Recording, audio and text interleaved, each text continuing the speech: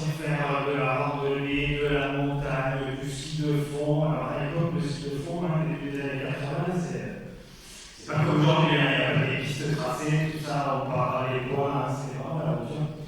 Et donc au tout week-end, on parcourait Ariège et les Pyrénées. Et puis je me souviens de ce jour-là où vraiment il faisait très mauvais. On était dans le plateau de Veille, et puis la neige redoublait, il faisait froid. Je crois que moi et mon frère, on n'avait plus vraiment envie de cette petite journée de ski. Et donc on est descendu du plateau de Veille, direction Tarascon, et donc à Tarascon, au lieu de continuer vers la plaine, on a tourné à gauche, direction 20 minutes de saut. Et donc mon premier choc de préhistoire était juste là, il allait se produire quelques minutes plus tard, puisque je découvrais pour la première fois une grotte qu'on appelle la grotte de la Vache. La grotte de la Vache, c'est une grotte habitable, il n'y a pas de peinture, mais ce jour-là, alors que la tempête tapait très fort à l'extérieur, en arrivant dans cette grotte, il faisait bon, il faisait pas froid, l'ambiance était agréable, et il y avait un monsieur, certains le connaissent, on en a parlé tout à l'heure, de René Dailly, qui était à l'époque un de ces monuments indéboulonnables qui a fait visiter sa grotte à toute une génération. Donc j'ai la chance ce jour-là de découvrir la préhistoire avec René Dailly, de découvrir des harpons, des pointes, des lances, des aiguilles, tout un matériel qui m'a totalement fasciné. Ceux qui connaissent savent que je parle beaucoup, et quand j'étais petit, c'était déjà pareil, donc j'arrêtais pas de poser des questions, mais comment ils ont fabriqué les harpons, mais comment ils allaient à la pêche. Quelques semaines plus tard, c'était devenu une habitude, et puis quand il commençait à faire de plus en plus mauvais et que la montagne rechignait à nous recevoir, on allait en dessous. Et donc, l'autre grand choc, il est juste à côté de la grotte de la Vache, en fait, il est juste en face. C'est la grotte de New. Donc, la grotte de New est très différente de la grotte de la Vache, il n'y a pas de reste d'habitat à l'intérieur.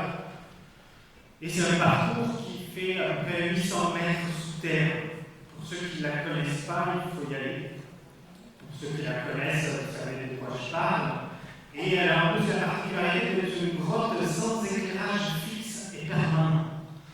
Donc il y a des volumes assez impressionnants dans cette grotte, et on est avec une petite lampe en fait. Donc du haut de mes 6 ans, 7 ans, j'étais totalement fasciné par ces énormes volumes, par le fait d'être déjà dans une grotte, et par le fait de voir des traces sur les murs. Agneau, de traces rouges, de traces ponctuées. Et puis on finit par arriver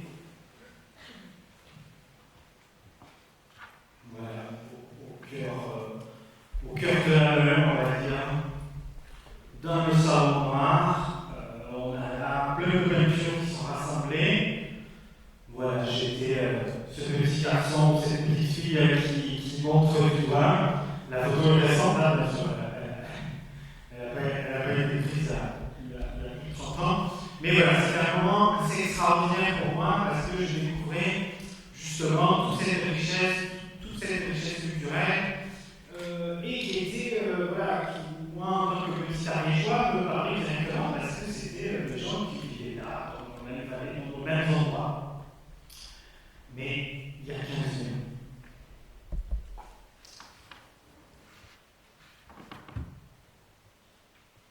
On avait pris cette habitude d'aller visiter, et j'ai un très grand souvenir aussi de la grotte du Pêche-Merle. Quand j'étais petit, à avoir visité la grotte du Pêche-Merle, et ce moment très particulier où je tiens ma maman par la main gauche, et sur la droite il y a un petit câble, et derrière ce câble, un petit sol calcité avec des empreintes d'un petit enfant.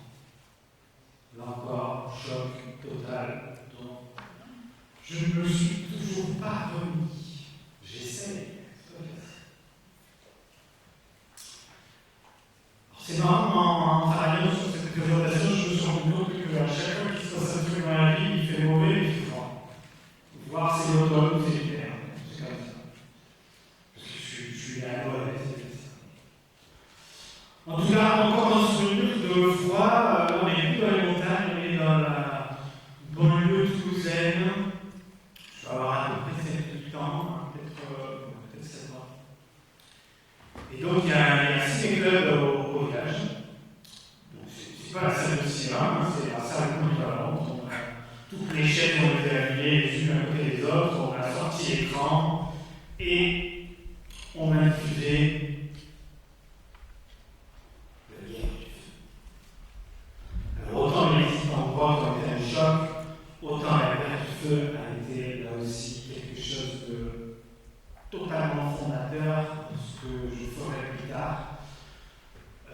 Je suis à la fois totalement transporté parce qu'on me parle de ce qui me fait rêver à ce moment-là, c'est-à-dire on me parle de la préhistoire, on me parle de ces hommes préhistoriques qu'on me montre, et à la fois complètement émerveillé aussi par la puissance du cinéma, c'est-à-dire par la puissance de l'image. C'est-à-dire en même temps, je me rends compte que j'adore la préhistoire et qu'enfin on me montre quelque chose qui me semble, et à la fois je me rends compte à quel point cet art du cinéma est un art avec une puissance hallucinante. Alors, quand j'ai ensuite commencé mon métier, je me suis vite rendu compte que la guerre du feu n'avait pas vraiment toujours très bonne presse dans ce milieu de la préhistoire. C'est souvent moqué, on pourra y revenir si vous voulez tout à l'heure au travers des questions, mais en tout cas, il y a plein de choses qui ont été mises en place, notamment tout le travail sur les décors et le plein air. Il y a plein de scènes en plein air, plein de scènes en décor naturel, surtout en Norvège, surtout en Afrique. Il y a des scènes et des passages qui n'ont absolument pas pris une ride. Alors bien sûr, sur l'interprétation de la vie, et notamment de ces hommes de Néandertal, on a beaucoup changé depuis. Mais voilà, ce film-là, et là encore, voilà, j'ai mis cette deuxième page aussi parce qu'elle est complètement incroyable. Ce film nous transporte dans un monde qui n'est plus le nôtre. Et avec une scène qui est assez dingue, c'est celle de l'allumage du feu. Alors, pour la petite histoire, la scène de l'allumage du feu dans la guerre du feu, elle ne marche pas. C'est-à-dire qu'ils ont prévu un petit système avec une pipette, avec de l'air, avec la braise. En fait, ils ont prévu un petit système pour faire comme s'ils avaient mis le feu. Et en fait, ça ne marche pas. Ils essaient de filmer plusieurs fois la scène, mais en fait, ça ne marche pas à l'écran, ça ne fonctionne pas. Et là, il y a quelqu'un de la production qui a changé mais j'ai mon cousin qui a le village à côté, et il a enfin découvert. Lui, c'est faire. Donc ça se passe assez rapidement, on fait dans le cousin, on le grille, on le met les vêtements, on le met les habits. Et puis j'intègre la production. Et donc pour regarder cette scène, qui est vraiment très très belle, ils sont partis avec une équipe, avec vraiment un petit groupe, qui sont partis juste à une caméra qui met la scène. La scène est très très très puissante. L'acteur, qui a l'air très bon dans tout le film, mais voilà, on le sent totalement halluciné de voir ce feu mettre de deux coups de bois qui se font. Donc voilà, si vous n'avez pas vu depuis longtemps, n'hésitez pas à regarder. Voilà. On n'a pas fait beaucoup mieux de lui, alors forcément on les fait différemment aujourd'hui, mais en termes de film préhistoire, il n'y a pas grand chose à se mettre sous la main.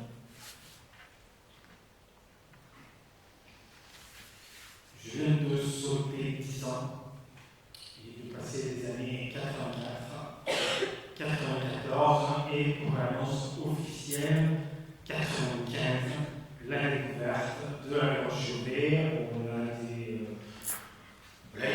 documentaires, pas des documentaires encore, mais en tout cas il y a des reportages à la télé, il y a des couvertures de magazines, on commence à avoir des photos de cette grotte. Je regardais encore il y a 2 jours à les premières annonces de cette grotte solitaire, puisque c'est comme ça qu'on l'a pensé au début. On pensait qu'elle avait 17-18 000 ans au vu de la qualité de ses peintures, et c'était sans compter l'énorme révolution qu'a été la découverte de la Roche-Chauvet et des datations bien sûr beaucoup plus vieilles, plus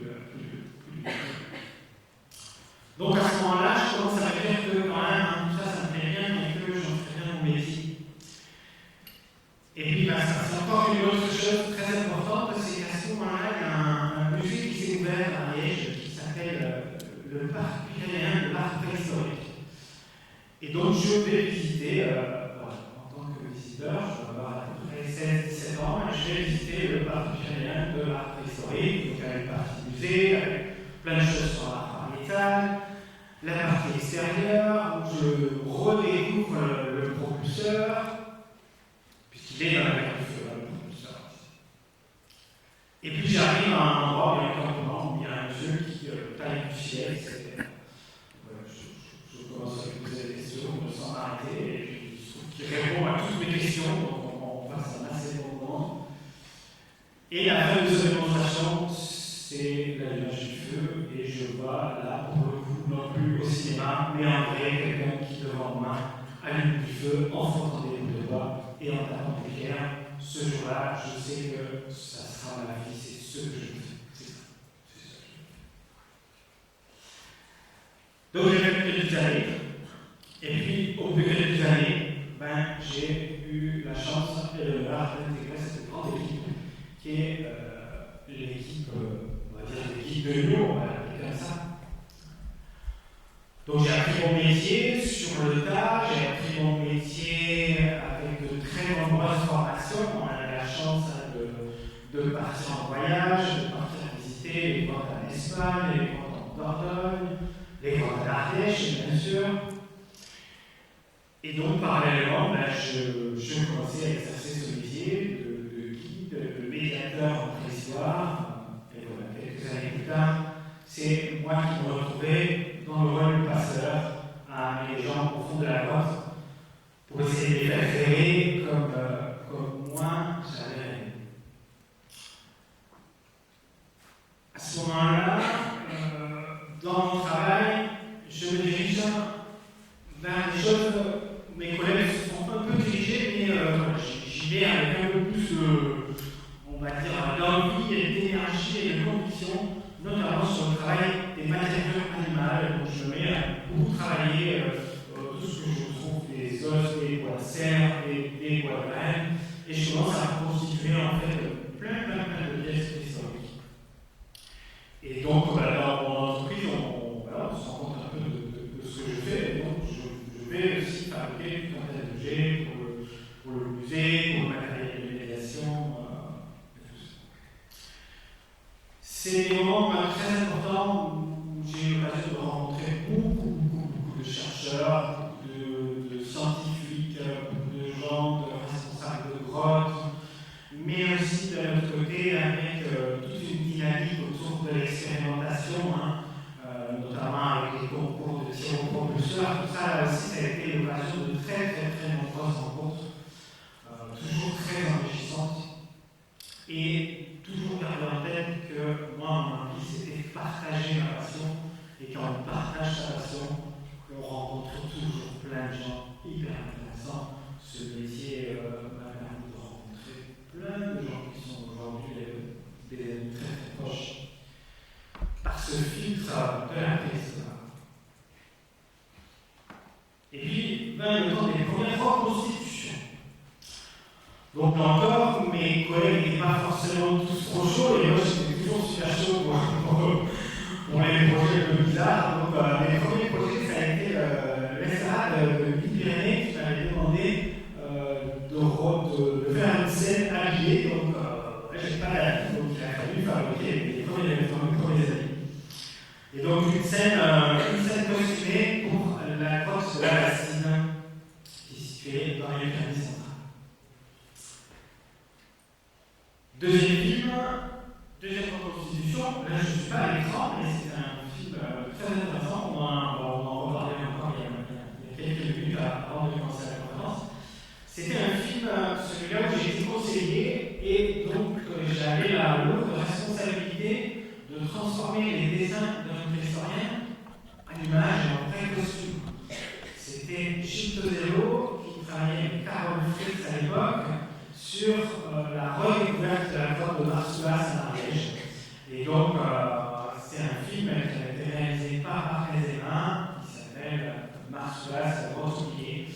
Donc là, j'avais fabriqué intégralement le costume d'une jeune fille qui du coup allait peindre ensuite le bison au fond de la grotte. Bon, voilà, c'est un très beau film, on est toujours très heureux quand ça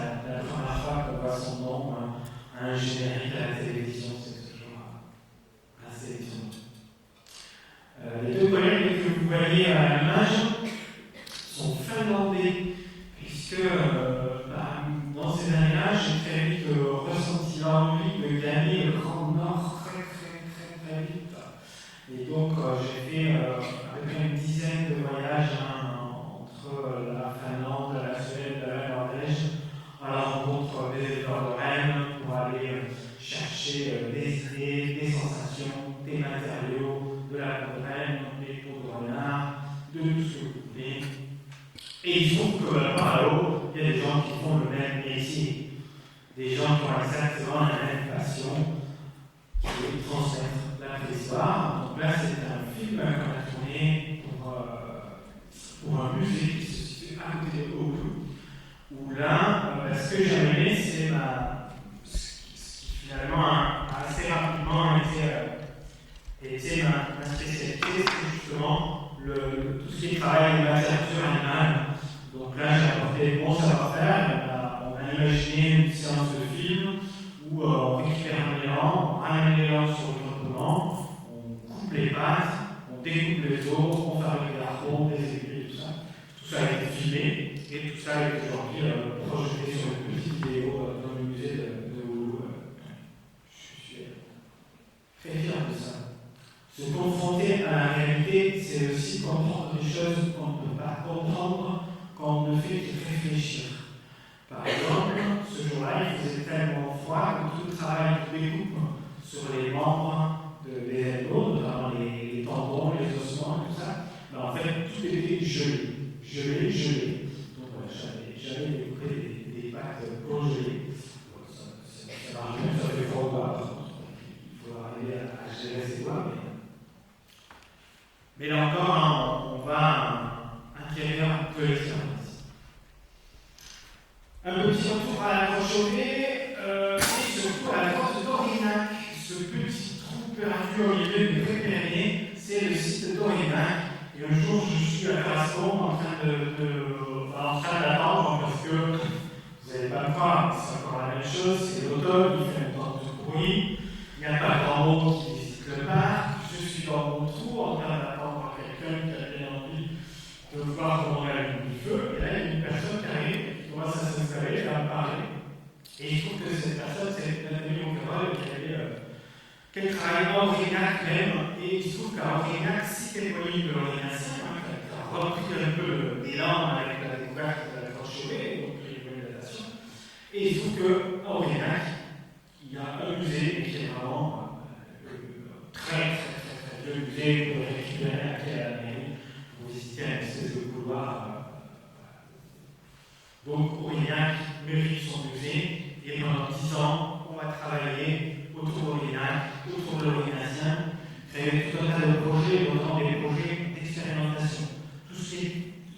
On a un club de préhistoire, c'est-à-dire qu'on voyait tous les 15 jours, voire certaines années, toutes les semaines. Et donc, avec les adultes et les enfants, l'idée c'était essayer de tout expérimenter. On a fait de tout.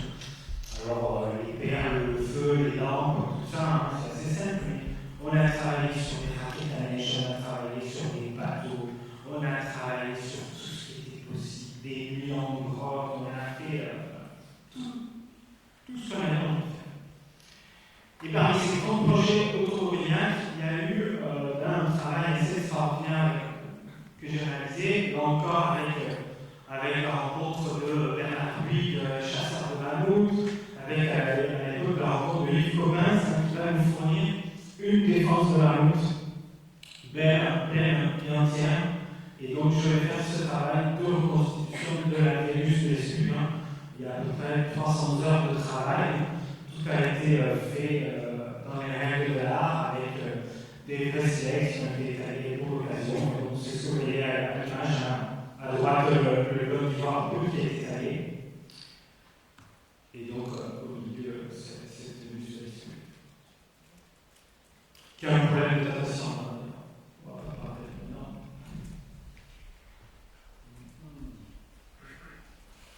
Et donc je suis illustrateur. Je suis aussi peintre, dessinateur, et autant j'ai rencontré plein de préhistoriens, de scientifiques, autant j'ai rencontré plein de gens qui faisaient comme moi, ce métier de la médiation, qui tirent au propulseur, qui fabriquaient des arts, des saillies, des machins. Mais ce métier, il m'a aussi donné la possibilité de rencontrer des artistes, des gens dont le métier c'est l'art, et qui eux ont choisi l'art pour transmettre cette passion de la poésie. Bon, voilà, je suis posé haut, bien sûr, les premiers illustrateurs à m'avoir tapé dans l'œil et avec qui j'ai eu la chance de travailler aussi. Et puis d'autres illustrateurs comme Emmanuel Roudier, qui a travaillé sur Néandertal, qui a travaillé sur la Guerre du Feu, avec qui on a fait des super collaborations. Des gens comme Eric Lebrun, Brice Mailleux, qui là aussi sont des artistes avec qui j'ai eu la chance de travailler, d'apporter mes conseils souvent en termes de vêtements, en termes de gestes, comment dessiner, bien dessiner quelqu'un qui a du sexe ou qui fabrique une chaise. On avance, on change des câbles et ce dans les cavernes qui vont intervenir toujours à la Grande Chauvet et aussi à la Grotte de la Vache. Et en tout cas, c'est dans les cavernes où nous avons une rencontre très importante, c'est la rencontre avec Marc Azema, qui à l'époque travaille sur la Grande Chauvet, dont j'ai déjà travaillé avec lui sur le film sur Martial. Et là, on commence à travailler vraiment plus précisément ensemble, créer des films. Ça, c'est des images d'un film qu'on a créé pour le parc de la préhistoire. Alors, un petit mot sur les moyens. Aujourd'hui, on va plus utiliser un gros hélicoptère comme ça. Les drones ont bien évolué. Dans 10-15 ans, le matériel lui aussi a bien évolué. Mais en tout cas, c'est un très beau film qui est encore diffusé aujourd'hui au parc de la préhistoire. Et puis cette collaboration avec Marc Azema qui va arriver à une des plus belles histoires qui est arrivée, c'est la découverte du coratoire préhistorique, cette espèce de Discarios qui est un ancêtre du cinéma, en tout cas un objet optique qui permet de mettre en mouvement ce qui a été dessiné. Voilà, ça c'est des images extraites de documentaires qui s'appellent Quand Homo sapiens fait son cinéma. Mais toute cette aventure a été assez immense. On va le dire on avait tourné un premier film, un des tout premiers avec Pedro qui est ici. Le livre là, l'histoire du cinéma aussi, qui est vraiment un livre très important sur l'interprétation de toutes ces figures. Et donc à l'époque, Marc travaille à Chauvet, Marc Azema travaille à la Chauvet, il fait partie de cette équipe scientifique. L'envie d'aller plus loin, parce qu'il y a toujours cette frustration un peu quand même quand on fait de l'image. Déjà on fait de l'image pour d'autres. c'est vrai. Et puis c'est souvent des images qui sont là pour servir un propos. C'est-à-dire que c'est des images qui sont là dans un documentaire pour illustrer un propos. Et donc souvent, une fois qu'on a l'image, on arrête et on passe dessus. Donc là, l'idée c'est un projet assez différent. 5 jours en montagne, à l'altitude, pendant l'hiver, des températures qui sont descendues aux alentours de moins 13. Et donc, on n'a pas du tout fait comme d'habitude. C'est-à-dire que là, moi, je suis complètement occupé préhistoire, en autonomie, et il y a une mini-équipe de tournage. C'est-à-dire qu'il y a juste un chef-op qui cadre, qui filme, qui fait les images. Et il y a une personne à la logistique, qui est un ami d'enfance, qui est le propriétaire du chien. Donc, il y a beaucoup appris. Ça a été très important, très intéressant comme expérience. Et donc, on a même gagné un prix avec ce petit film qui était le prix du film à petit budget au festival du film d'archéologie de Nyon. Il existe sur YouTube, c'est quelque chose de. Voilà, c'est un film très contemplatif, mais on est très fiers de leur donner naissance. C'est juste pour dire que tout ça est en général fait dans la joie et la bonne humeur, parce que ce n'est pas la bonne la vie, c'est vraiment mieux. J'ai fini par poser les bosses, par poser mes bagages au West d'Alcy. J'en viens installé par le haut de la porte, où j'ai monté un musée sur l'histoire du vivant et l'évolution des espèces, en passant bien sûr par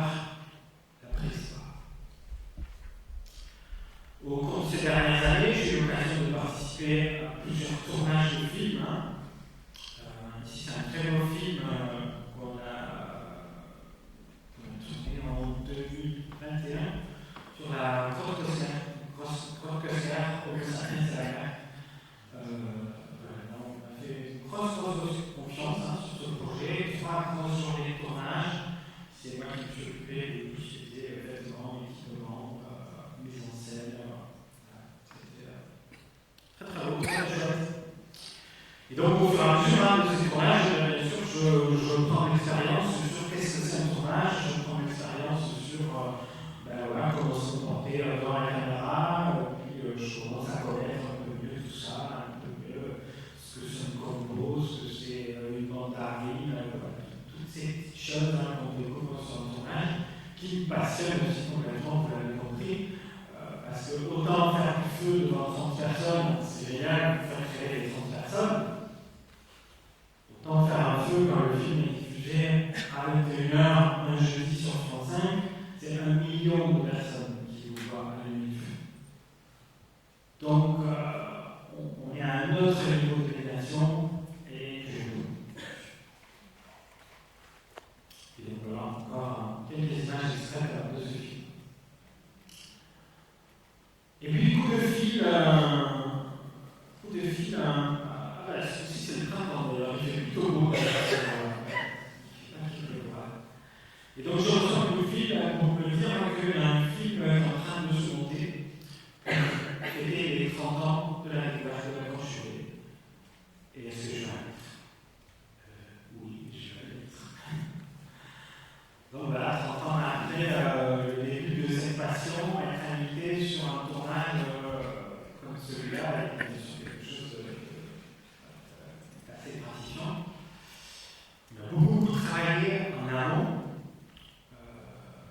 Prépare le casting, prépare les vêtements. Donc là, on était 3 équipes. Il y avait une costumière qui était là, qui s'est chargée de réaliser les vêtements. La production aussi avait la chance de récupérer les vêtements du Groenland. Donc on avait quelques vestes et quelques très beaux pantalons en peau de reine en particulier, qui étaient particulièrement intéressants. Donc voilà, on essaie d'imaginer à partir soit de vêtements actuels, Inuits, des Esquimaux, soit à partir des dessins que je vais produire, on essaie de créer plusieurs personnages cohérents. On va rajouter ce qui est ma spécialité aussi, puisque l'idée c'est d'être cohérent à l'image. Donc la Corchurée est une des très rares grottes dans laquelle on a trouvé une saguée au sol. Donc voilà, j'ai dit à Valérie, réalisateur du film, il faut absolument qu'on ait ce salé. Donc c'est pas évident à faire parce qu'elle fait une trentaine de centimètres. Avec les autres j'avais, ça ne marchait pas. J'ai essayé, la fée est allée voir de la montre. Et au final, celle-là, elle est en os d'élan. Et donc, effectivement, on a tourné plein de scènes, on a tourné des scènes où on voit la salée tomber dans le sable. Et voilà, comme je disais avec l'autre tout à l'heure, tout ça a disparu à l'image, parce que quand on fait un film en général, à la sortie, il y a assez peu de choses qui sont montées. En tout cas, ces scènes avec la salée qui est perdue ne sont pas montées, on n'aborde même pas la salée, on ne parle pas de la salée dans le film, mais on la voit. Et ceux qui la connaissent la reconnaissent. En tout cas, pour ceux qui ne la connaissent pas, on est cohérent. On est cohérent dans l'image, dans ce qu'on propose à l'image. C'est un priori logique. Voilà, ça c'est l'équipement des Aurignaciens, pas l'aiguille à l'Aurignacien, mais on a des poinçons à l'os qui vont permettre de percer le cuir et de fabriquer des vêtements. Voilà, j'ai apporté mon expertise sur les colliers, l'équipement, les potes, les attitudes. Ça, c'est le travail qui a été fait en amont. Et puis après, arrive le tournage. Voilà, on est à H-10 minutes. On va commencer à tourner les premières scènes de reconstitution. Là, c'est soit l'image d'Anthony en noir qui est la costumière avec qui on travaille. Donc, des vêtements en peau de reine. Le renard aussi par-dessus. On a essayé de garder une certaine sobriété au niveau notamment des peintures. On sait que ces gens-là baignent dans la peinture au sens figuré, presque qu'est-ce qu'on leur met une peinture sur le visage? On a fait le choix de ne pas le faire. Bon, si vous regardez ma carrière, je fais toujours le choix de ne pas le faire. C'est assez régulier là-dessus. Ça ne veut pas dire qu'ils n'avaient pas des peintures sur le visage ou sur les yeux, mais voilà. Ne sachant pas. Non, mais les présentations de l'après-midi, c'est 1 heure. Ouais.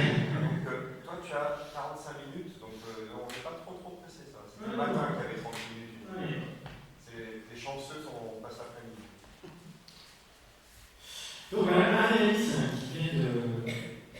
Marie-Alice, qui est de Montpellier, je crois. Et donc, qui a rejoint le casting et qui a rejoint ce tournage. Alors, juste. Pour raconter ce qui s'est passé, on s'est retrouvés tous à voir le contact.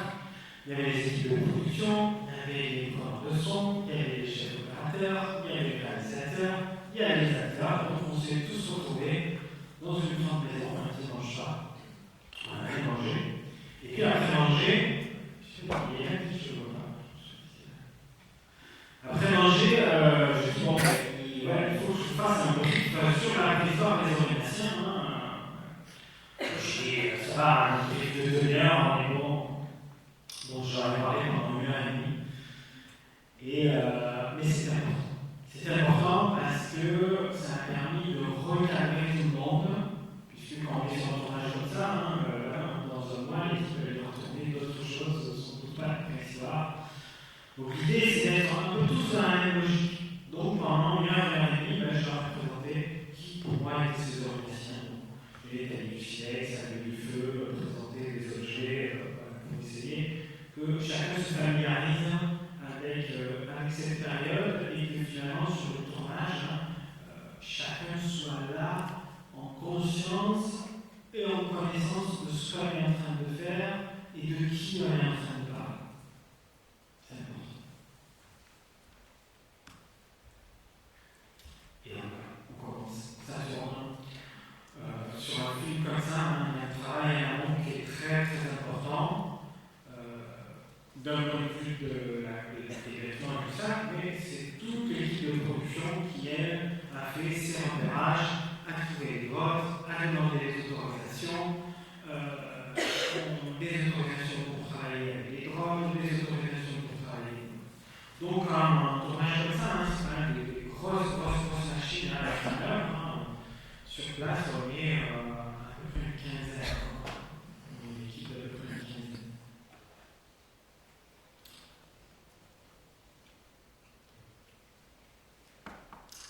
Voilà, Marie-Alice à gauche, avec un joli collier, avec des perles et des coquillages. Et sur la droite, notre deuxième actrice avec un collier avec des dents. Alors, vous voyez, dans la main, elle tient un espèce de truc. C'est un espèce de fagot. Alors, ce fagot, en fait, c'est une torche. On va dire une torche, c'est facile, on prend un boudoir, on met le feu, mais c'est une torche.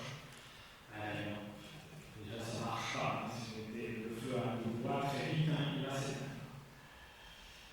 Donc, il y a beaucoup d'études qui ont été menées ces dernières décennies sur comment étaient les torches préhistoriques. Et on a fini par comprendre comment étaient les torches préhistoriques. En fait, ce sont des brins de bois qui sont rassemblés, serrés en une espèce de fagot.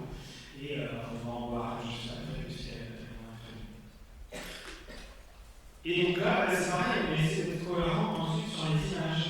Par exemple, si vous rentrez dans une grotte avec une torche, ouais, c'est pas mal. Mais si vous rentrez dans une grotte avec une torche, c'est peut-être pas mal d'y avoir une rechange dans votre sac. J'ai beaucoup insisté là-dessus, et il y a 2 plans de 1 seconde chacun dans le film où on voit qu'il rentre avec des torches dans le champ. C'est rien, mais c'est hyper important. Parce que si vous n'avez pas de torche dans le champ, vous risquez de mourir au fond de cette grotte, et c'est un truc qu'on n'a jamais trouvé au fond des grottes, c'est un petit peu qui serait mort au fond parce qu'il va pas trouver la sortie. Donc la bien que tout ça a été bien organisé. Et que pour eux, aller au fond des grottes pour réaliser ces œuvres n'était pas quelque chose de hasardeux. On y allait vraiment très organisé. Donc voilà l'équipe des organisations et des orinaciennes, donc on avait travaillé sur les cheveux, Eric qui est au milieu avait à peu près la même coiffure que moi, donc on lui avait rajouté une coiffure. On a des bottes, alors les bottes et les chaussures sont parmi les choses les plus difficiles à fabriquer et c'est parmi les choses les plus fragiles aussi. Donc on a tendance de temps en temps à tricher un peu sur les tournages avec les bottes, ne serait-ce aussi pour le confort des personnes qu'on va appeler dans 4 jours. Il arrive souvent qu'on triche un peu sur les chaussures pour des questions logistiques et des questions de confort. Le jour où on fera un film sur la couture, on fera les vraies bottes. C'est un film sur la couture, c'est une bonne idée. Et donc voilà, après toutes ces semaines, tout ce travail de préparation, voilà, on commence à voir les choses qui se mettent en place, les images qui apparaissent d'elles-mêmes, et on va pouvoir filmer. Donc voilà, là, vous voyez la petite torche, la torche qui ressemble à un fagot. Donc sur le tournage, j'étais aussi logisticien feu. L'idée, c'est que, je ne sais pas si vous avez déjà été sur un tournage, mais on a tendance à refaire les choses une fois, 2 fois, 10 fois. Donc, là, on triche un peu parce que de temps en temps, on met la torche pour pouvoir arriver plus tard.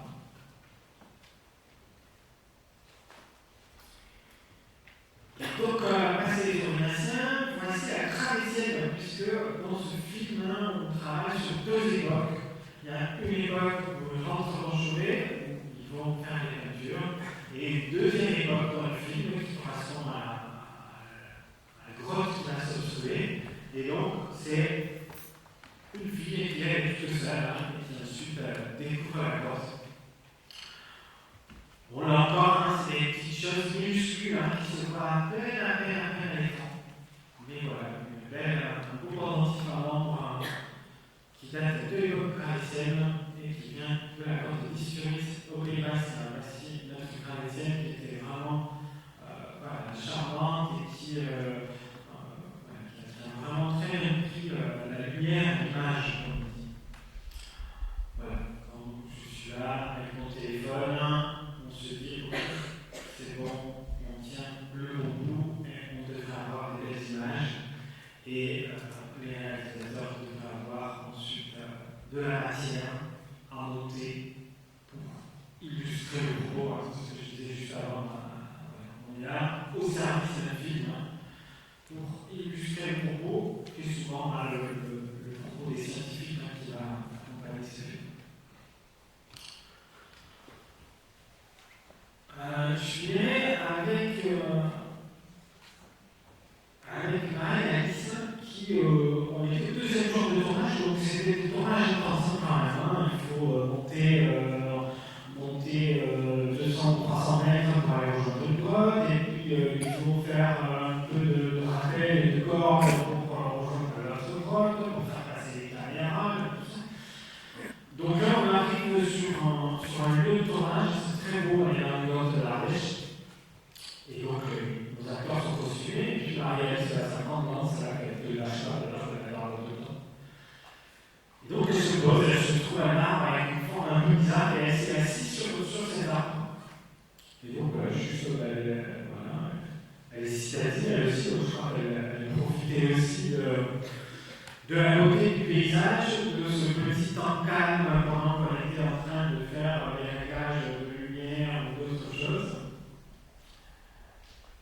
Et donc, je pense qu'il y avait Guy Pagoni qui était là, le réalisateur, et donc on a vu ça, et on a dit, il faut filmer. C'était pas prévu, c'était pas du tout dans le storyboard. C'est un petit moment, vous voyez. Et l'image extraite du film, on a un plan qui dure à peu près 3-4 secondes, que j'adore, je trouve vraiment très très beau.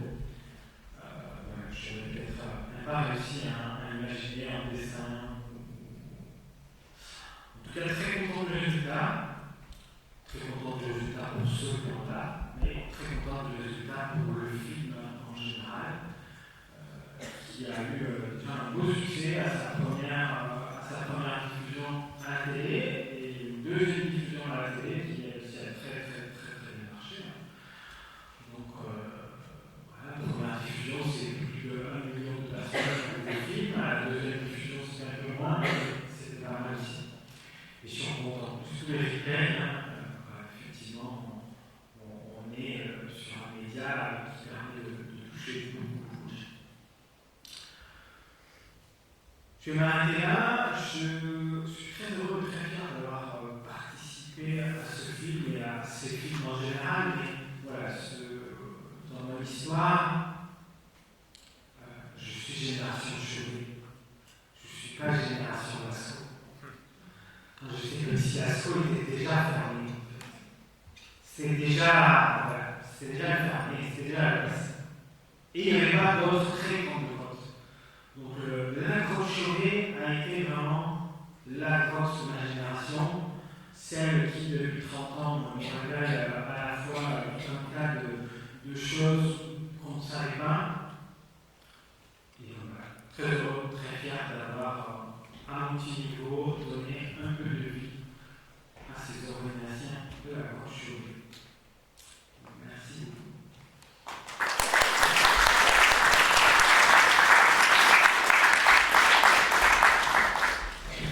Donc, si vous avez des questions, je suis invité vraiment. J'avais dit, c'est exactement ça. Si vous avez des questions, Florent, donc Guy Padovani, réalisateur du film sur la grotte Chauvet, n'est pas là, je crois. Tu l'as vu en salle? Il n'est pas là, le réalisateur. Non, on a mangé, mais il n'est pas ça. Non, ça aurait été bien aussi d'avancer. Un petit échange avec lui sur l'intérêt. Alors, moi j'ai une première question, je vais la poser à Florent. Alors après, je pense que sa réponse sera un petit peu peut-être orientée. Tu fais quand même beaucoup de reconstitutions, comme on l'a vu avec tout à l'heure. Est-ce qu'il y a des modes un petit peu dans le film documentaire sur le paléolithique, plus ou moins ancien, pour toutes ces parties de ces films où on ne voit pas des gens d'aujourd'hui en interview ou autres, des scientifiques ou autres? Et je crois qu'il y a soit de l'illustration par l'image de synthèse, soit de la reconstitution avec personnages réels. Est-ce qu'il y a des modes là-dedans, ou est-ce que les différents types de techniques de reconstitution s'alternent un petit peu? J'avais entendu dire que les reconstitutions avec personnages physiques avaient un peu moins le vent en boucle, mais finalement, avec ce film, vous avez démontré le contraire, que c'est toujours très actuel et que ça a fonctionné, parce que pour avoir un film, ça fonctionne. Qu'est-ce que tu en penses? Alors, je vais revenir en fait à la guerre du feu qui à la fois a marqué toute une génération et à la fois a fait un peu peur. C'est-à-dire que voilà, je pense qu'après la guerre du feu, on n'a pas trop osé faire des costumes. Moi, quand j'ai commencé ce métier, c'était un peu sacrilège de se mettre en costume. Moi, je me suis dit, mais c'était un peu sacrilège, c'était pas du tout la mode. On ne se mettait pas en costume pour parler des Cro-Magnons. Et la tendance a un peu bougé avec un premier site, le paléosite de Saint-Césaire, qui a commencé à habiller certaines céréales. Et aujourd'hui, c'est quelque chose qui est devenu beaucoup plus courant. Mais en tout cas, c'était voilà, une vingtaine d'années, c'est pas trop ce qu'on faisait. Et donc voilà, il n'y avait pas trop de reconstitution de préhistoire. On a des étudiants, c'est pas la seule d'un master en médiation qui est de temps en temps dire que peut-être que sur certains emplois, quel est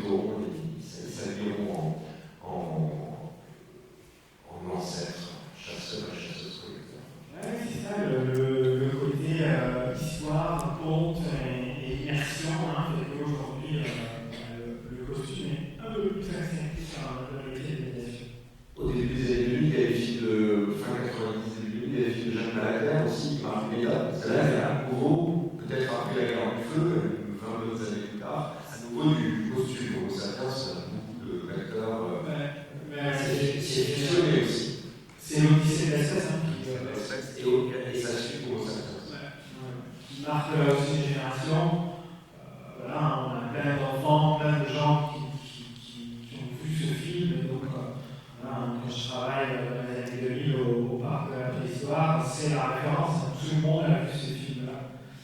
Donc on travaille dessus en fait, hein, parce qu'il y a plein de choses qui nous, en tant que réalisateurs, ne connaissent pas dans ce film, mais à partir du moment où on a vu le film, voilà, il suffit de parler de ce qu'on voit, de s'interroger les gens en fait, sur ce qu'ils ont vu. Et oui, ça fait partie des grands documentaires hein, qui ont marqué. Si tu devais dire quels sont les éventuels avantages et inconvénients, si on a de chacune des deux approches, en gros, l'acteur costumé et le dessin, souvent dans ces films on a aussi en alternative aux acteurs des illustrations, ce sont des illustrations dessinées, hein, on peut penser à des films récents. Oui, c'est un film qui a été fait sur Total, il y a des très belles illustrations qui sont assez à contre-pied, avec des contours, et ça fonctionne très bien. Comme j'ai dit pendant la présentation, j'ai eu l'occasion de rencontrer tout un tas de chercheurs, de scientifiques, d'archéologues. Voilà, c'était extraordinaire hein, pour moi de faire la rencontre de tous ces gens-là, mais aussi la rencontre avec des artistes. Et vraiment, c'est un milieu avec des artistes qui gravitent autour. Voilà, j'ai eu la chance de rencontrer Gina Well, qui a écrit Les Enfants de la Terre. Voilà, j'ai eu la chance de passer presque 2 jours à l'hôtel, et voilà, qui fait un petit cadeau, et même avoir une correspondance avec Gina Well. Donc effectivement, voilà, je crois qu'il ne faut jamais oublier l'art et le côté artiste, et que, mine de rien, hein, ce qu'on est en train de faire, quand on fait un truc comme ça, on donne une vision artistique, esthétique de ce qu'on pense être le plus vrai possible. Mais ces choses changent. Hein. On a aujourd'hui des gens plus habillés que quand on faisait des films il y a 20 ans, où on a tendance à voir encore des bouts de fesses qui dépassaient assez souvent. Aujourd'hui, on pantalonne, on veste, on gante, on botte. C'est beaucoup plus réaliste avec la période très froide dans laquelle il vit. C'est pas partout fleurie quand même. Oui, non, tout à fait. Voilà, c'est plus cohérent avec la carrière. pas passer la mini-jupe au pantalon pour les critères moraux. Dans le film, est-ce qu'il y a des questions? Je vois que personne ne lève la main. C'est soit similité, soit jalousie. Je vais poser des questions aussi sur la taille. J'ai remarqué que les femmes étaient aussi grandes que les hommes. Genre les 4 actrices et acteurs qu'on a vus. C'est intéressant parce que j'ai vu moi qu'il y avait beaucoup moins de dysmorphisme sexuel auquel il est supérieur qu'aujourd'hui. C'est une différence de taille entre hommes et femmes nettement moins marquée, voire pas marquée du tout. Est-ce que c'est pour ça que j'ai l'impression que les femmes sont aussi grandes que les hommes dans les sur le casting, l'idée c'était de trouver d'avoir des gens assez grands, avec un physique assez grand. Effectivement, nos 4 originaciens ont plutôt un physique assez grand. La Carlésienne, elle est beaucoup plus petite. Et la couleur de peau aussi, en rapport avec la connaissance actuelle. Par rapport aux découvertes actuelles sur l'ADN et la couleur de peau, ça c'est une chose qui a beaucoup changé. On a une question ici, monsieur. Bonjour et félicitations pour l'exposé. Je suis Jean Zani, je m'intéresse à la paléopathologie et je voudrais témoigner, vu mon âge avancé, également d'un film qui a été un choc pour nous. Nous en parlons souvent avec Marc Arcazema parce que c'est notre film culte. Et dans le principe de la représentation des hommes préhistoriques, là je parle vraiment des plus anciens, ceux qui sont à la charnière entre les Australopithèques et Homo habilis. Je voudrais mentionner, pour moi, ça a été un choc quand je l'ai vu. Petite histoire, c'était le 25 octobre 1968, dans un énorme cinéma de Toulouse, nous étions 25. Et on a dit ce film, c'était lequel?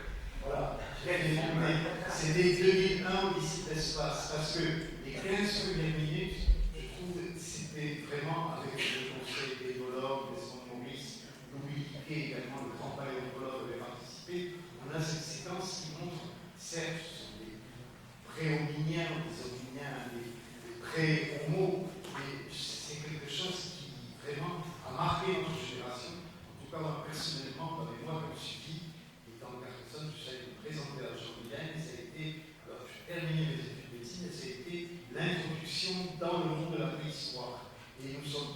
joueurs ont été marqués, peut-être par le film, c'est début, c'est de fin de souvent personne ne peut expliquer les thématiques, mais la manière dont Stanley Kubrick a filmé, réalisé, fait, interprété des acteurs qui filmaient certes, et leur gestuelle, leur combat, la recherche d'ossements, leur charognage était vraiment dans l'histoire du cinéma exceptionnel. Voilà, c'est ceci. Je pense que, moi je l'appelle un peu, c'est la préhistoire la plus ancienne du film sur la préhistoire, bien que ce soit une partie de ce chef-d'œuvre. Voilà.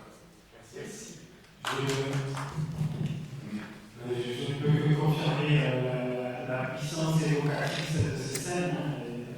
Et c'est effectivement là où le cinéma a cette force, a cette puissance. Et oui, alors j'ai vu plus tard, pas tout mon truc, mais j'avais adoré toutes les scènes sur la préhistoire. Donc ça a traversé les générations. Je rejoins ici. À l'écran, je disais dans qui gadget, des influences multiples. On a encore le temps pour une dernière question. Sinon, on te remercie Florent. Je ne vous ai même pas montré les salariés avec lesquels tu es venu. Tu as transporté depuis ton Ariège d'origine. Voilà. Voilà deux salariés typiques aurignaciennes, ce qu'on pouvait fabriquer il y a 30-35 000 ans, 35 000 ans à l'époque de la Chauvet. Donc ces deux sont des salariés en bois de Rennes. Et l'autre est celle-là, qui est un petit peu plus grosse, qui est à l'écran d'ailleurs, qui est cette grosse salée à l'os, assez exceptionnelle d'ailleurs. Et donc voilà, elle est à l'écran, même si on n'en parle pas, elle est à l'écran. Je suis venu avec ce gros arbre matériel qui est plus récent, on n'est pas dans la même période, on est à 15 000 ans.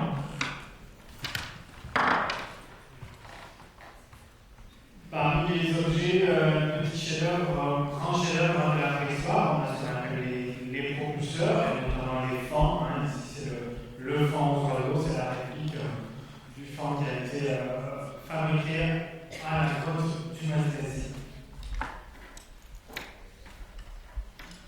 Un petit mot sur l'Orignacien, je finis là-dessus. Ça, c'est le Vénus qui a été trouvé il n'y a pas longtemps du tout en Allemagne. Et là, on a encore quelques petites miniatures, des petits mammouths, des petits lions des cavernes. En fait, ces miniatures viennent de côtes d'Allemagne qui sont aurignaciennes. Et il y a eu une grosse dynamique dans les années 2000 de recherche justement sur ces sites allemands. Et dans la logique de la découverte de la croche Chauvet, ça fait partie des choses qui nous ont fait apprendre. Ils ont fait complètement réhabiliter les aurignaciens, puisque c'est pas le cas avant. Et on va finir avec ça. Donc encore, c'est à l'écran, mais on n'en parle pas, mais une petite séquence où on voit une de nos aurignaciennes de la croche Chauvet qui est en train de jouer la flûte. C'est là, c'est derrière, c'est efficace. Mais c'est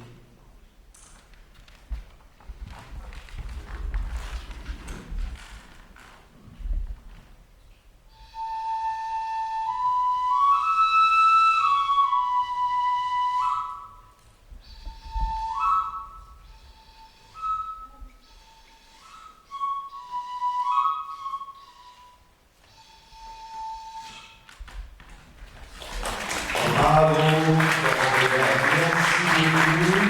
Il y a eu beaucoup de questions de générique, de virtuel ce matin, et c'est très bien. Je vais tous essayer aussi d'avoir une présentation avec du physique et des choses qui viennent de fort loin, même si on connaît ces répliques. J'ai des facsimilés d'objets analytiques, comme ici, des facsimilés de certaines ordres. Un grand merci à Fort Bien, on peut vraiment le remercier pour sa